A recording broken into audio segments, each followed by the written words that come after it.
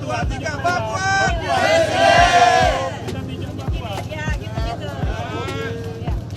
Satu, dua, tiga, Mbak Puan. Mbak Puan. Mas Ganjar sepertinya mungkin memang agak kecil peluangnya untuk menjadi calon presiden. Dan dengan demikian peluang Ibu Puan untuk mendapatkan tiket jauh lebih besar.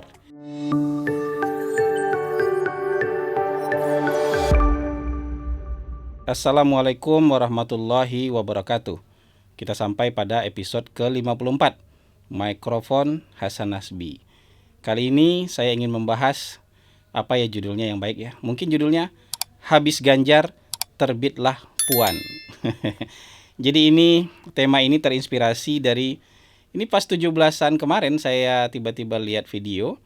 Ada video seluruh anggota DPR RI dari PDI Perjuangan berfoto di tangga, dan Ibu Puan ada di tengah-tengah. Kemudian semuanya meneriakkan, Ibu Puan Presiden, Ibu Puan Presiden, beberapa kali seperti itu. Jadi ini bukan kode itu, sebuah pernyataan itu dimulai dari anggota-anggota DPR. Walaupun Ibu Mega melarang ya, Ibu Mega melarang, belum ada yang boleh ngomong presiden-presidenan sampai ketua umum memutuskan, kata Ibu Mega. Tapi di DPR ternyata sudah ada yang teriakan rame-rame anggota DPR RI, Ibu Puan Presiden gitu. Jadi dari RI 6 menjadi RI 1, kira-kira begitulah. Jadi setelah itu diposting, saya juga posting di Instagram saya, di stories. Kemudian banyak yang komentarnya agak-agak miring ya, dan agak-agak nggak setuju, karena rata-rata itu memang sepertinya yang komen-komen itu adalah pendukungnya Mas Ganjar. Kemudian bilang, apa iya Ibu Puan bisa jadi presiden? Yang benar aja katanya, kayak gitu. Masa sih Ibu Puan bakal terpilih jadi presiden? Nah, ini yang mau kita bahas. Saya tuh ingin kita selalu tidak pernah melompat kepada kesimpulan, ya. Tapi kita melihat tahapan-tahapan yang mungkin dilalui oleh seseorang. Jadi nggak bisa kita bilang, bisa nggak dia jadi presiden? Bisa nggak Anies jadi presiden? Bisa nggak Ganjar jadi presiden? Bisa nggak Prabowo jadi presiden? Atau bisa nggak Puan jadi presiden? Nggak bisa seperti itu.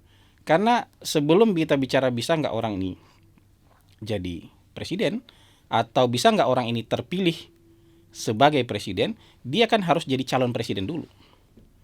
Jadi pertanyaannya, bisa nggak Bu Puan jadi calon presiden? Kalau jadi presiden itu nanti pertanyaannya setelah semua calon presiden ada, baru kita timbang-timbang, baru kita pilih, baru kita survei, baru kita proyeksi. Mana di antara calon-calon presiden ini yang paling berpeluang terpilih menjadi presiden gitu. Nah, kalau sekarang kita melihat siapa yang bisa menjadi calon presiden dulu. Nah, bagaimana dengan Ibu Puan? Bisa nggak Ibu Puan menjadi calon presiden? Nah, saya pernah bilang dalam podcast terdahulu, ya, kalau dari sisi kurikulum vitae, CV, ya Ibu Puan bisa menjadi calon presiden. Apa? Beliau pernah menjadi anggota DPR. Ya, setelah menjadi anggota DPR RI, beliau menjadi menteri koordinator. Ya, Menko di zaman Pak Jokowi 2014-2019, Menko Pembangunan Manusia. Kemudian setelah itu dia menjadi ketua DPR 2019 sampai 2024, beliau menjadi ketua DPR. RI-nya kalau plat nomornya RI 6. RI-nya udah 1 digit. Jadi kalau orang RI 1 digit mengincar RI 1, itu menurut saya sah dan wajar. Bahkan ada orang yang RI-nya 2 digit mau jadi calon presiden juga, dan itu nggak apa-apa. Bahkan ada orang yang plat nomor mobilnya bukan RI, pengen jadi presiden, itu juga sah-sah saja. Jadi kalau Ibu Puan itu dari level dari kurikulum vitae itu selangkah lagi, ya, setingkat di atasnya untuk menjadi calon presiden. Dan kalau dari sisi partai, Ibu Puan memang punya kedudukan yang istimewa di partai. Dia mungkin menjadi salah satu ketua bidang di partai, dan itu powerful karena kebetulan orang tua beliau menjadi ketua umum di partai itu. Dan partai ini, Partai Demokrasi Indonesia Perjuangan, itu kental sekali auranya, nyawanya, itu kental sekali ikatannya dengan Bung Karno. Dan Bung Karno itu adalah kakeknya Ibu Puan. Jadi memang kedudukannya di partai istimewa sekali. Jadi dengan kedudukan yang istimewa seperti itu, maka peluang Ibu Puan untuk mendapatkan tiket capres, Nah, tiket capres dulu, jangan bicara presiden dulu. Soal terpilih atau enggak itu urusan setelah itu. Jadi peluang Ibu Puan untuk mendapatkan tiket capres jauh lebih besar. Jauh lebih besar daripada Mas Ganjar. Jadi setelah mendapatkan tiket capres, baru kita bahas dia punya peluang atau tidak. Nah, Ibu Puan terbuka peluangnya untuk mendapatkan tiket capres, apalagi PDIP itu bisa maju sendiri. Nggak perlu cari teman, ya, nggak perlu cari teman, jadi bisa maju sendiri. Jadi kalau Ibu Mega bilang yang maju adalah Ibu Puan, maka ya sudah otomatis Ibu Puan yang menjadi calon presiden. Di sanalah munculnya istilah habis Ganjar terbitlah Puan. Lalu bagaimana dengan elektabilitas? Elektabilitas Ibu Puan cukup nggak sih buat terpilih jadi presiden? Nah, kalau sudah ada capres-capres nanti yang definitif, kalau menurut pertimbangan saya atau menurut perhitungan saya itu mungkin 3 nanti capresnya.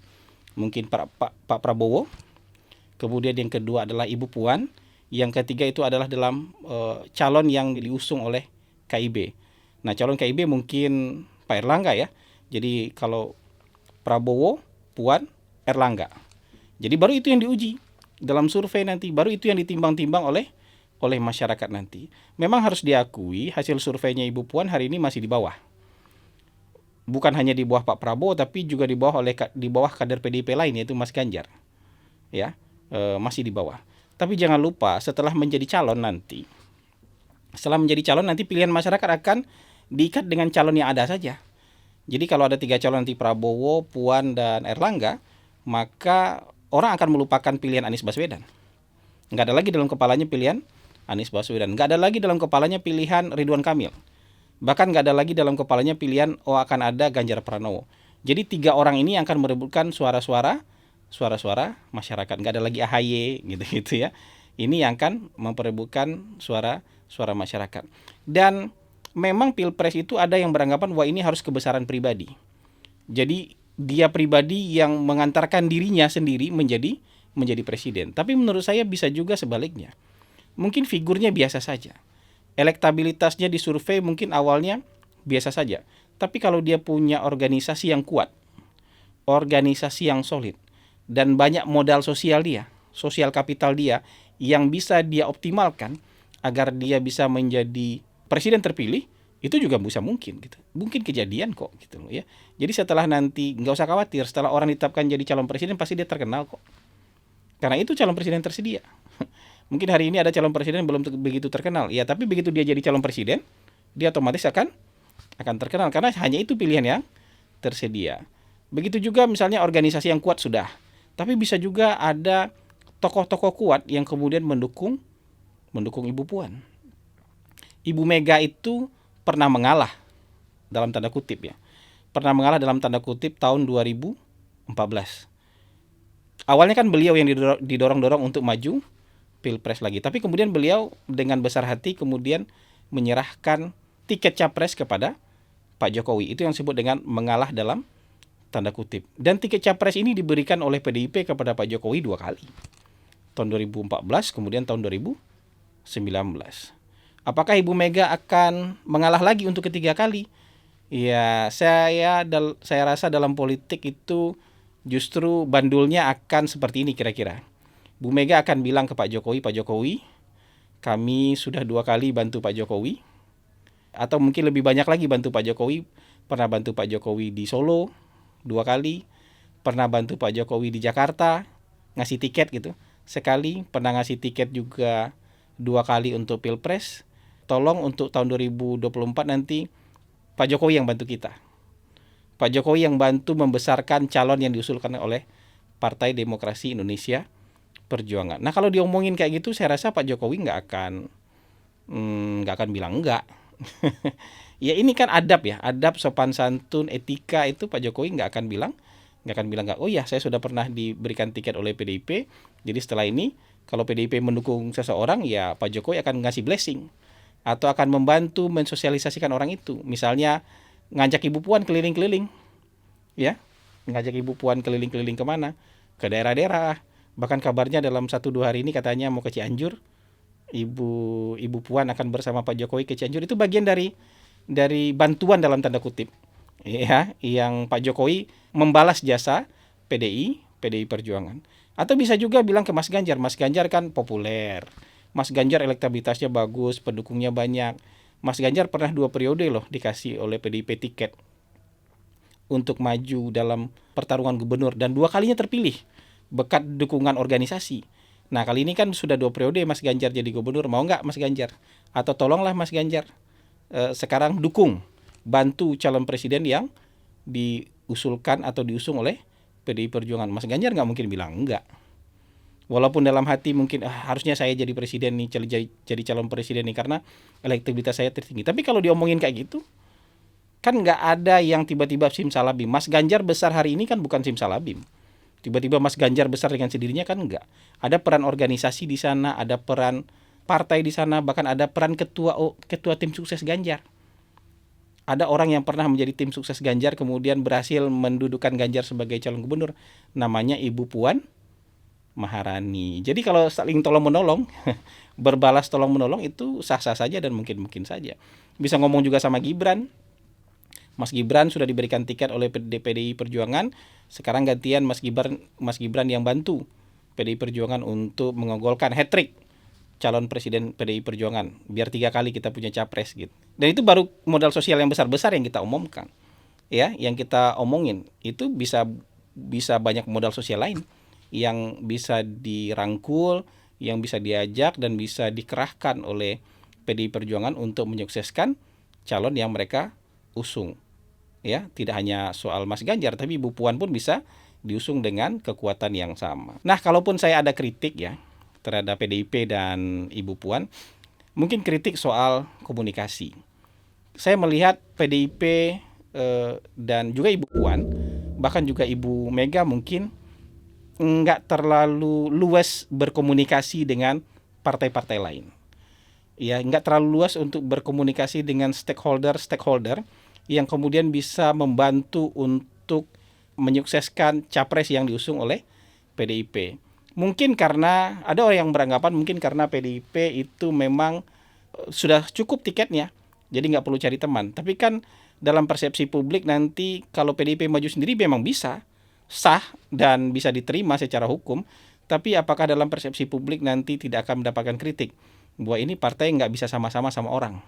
Nah gitu, partai ini nggak bisa kolaborasi dengan partai lain, partai ini nggak bisa kerjasama dengan kekuatan lain, maunya maju sendiri aja. Mungkin persepsi itu bisa muncul di kalangan publik, dan itu kalau persepsi itu disebarluaskan bisa sangat merugikan terhadap PDI Perjuangan dan calon yang mereka usung. Bisa juga yang konsekuensi berikutnya, karena persepsi tidak luas tadi, tidak luas dalam membina komunikasi dengan kekuatan politik lain, tidak luas dalam membangun kerjasama dengan partai-partai politik dan kekuatan politik lain atau stakeholder politik. Itu kalau misalnya begini, misalnya ada partai koalisi yang berpikir jauh ke depan bahwa koalisi mereka di level nasional akan dilanjutkan dengan koalisi di level daerah. Artinya pilkada juga dengan koalisi yang sama. Misalnya koalisi Gerindra PKB tidak hanya untuk nasional, tapi untuk pilkada tahun 2024 mereka akan koalisi seperti itu. Maka dengan demikian mereka nggak pusing-pusing lagi mencari calon karena sudah linear. Partai yang kerjasamanya di level nasional, di level daerah juga kerjasama membangun koalisi untuk pencalonan kepala daerah. Begitu juga mungkin dengan KIB. Ya, KIB misalnya ada 3 partai, apakah nanti akan nambah jadi 4, jadi 5, jadi 6, kita nggak tahu. Tapi sekarang ada 3 partai. Kalau 3 partai ini membulatkan kerjasama tidak hanya di level nasional, tapi juga di level daerah, maka dalam pilkada mereka tidak akan pusing lagi untuk mencari rekan koalisi mengusung calon kepala daerah. Nah, bagaimana dengan PDIP?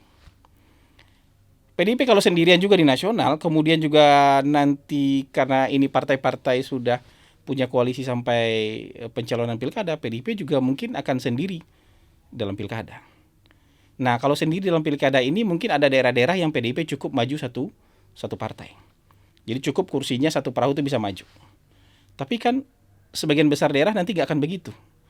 Sebagian besar daerah akan kurang kursinya, akan kurang tiketnya. Dalam kondisi seperti itu akan sulit untuk mencari mitra koalisi. Yang paling mungkin adalah hanya bergabung saja, mensupport dan mendukung koalisi yang lebih besar dan sudah eksis. Jadi itu mungkin akan merugikan dalam politik lokal nanti dalam pilkada kalau misalnya di level nasional PDIP tidak mencari mitra koalisi. Karena saya membaca dan melihat bahwa pola koalisi yang dibikin jauh-jauh hari ini tidak hanya untuk pilpres, tapi nanti akan mereka kembangkan, akan mereka kuatkan, akan mereka konsolidasikan untuk menjadi juga koalisi dalam mengusung calon kepala daerah. Itu saja mungkin ya yang bisa kita bahas dalam kesempatan kali ini. Semoga bisa jadi masukan dan juga bisa membuat masyarakat realistis.